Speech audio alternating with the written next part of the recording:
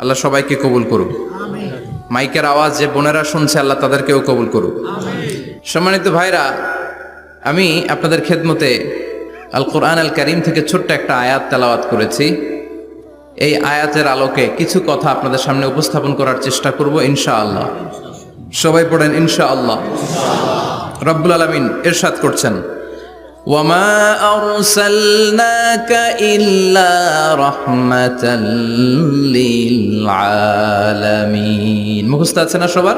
পড়েন, ওয়ামা আরসালনাকা ইল্লা রাহমাতাল লিল আলামিন। সূরাতুল আম্বিয়ার ছোট্ট একটা আয়াত, যে সূরাটা আল্লাহ তাআলা নবীদের জন্য ডেডিকেট করেছেন। এখানে আল্লাহ বলছেন, ওমা। যদি ভিডিওটি ভালো লাগে তাহলে আমাদের চ্যানেলটি সাবস্ক্রাইব করে পাশে থাকতে পারেন। এই রকম নতুন নতুন ইসলামিক ভিডিও পেতে ভিডিওতে একটা লাইক দিবেন।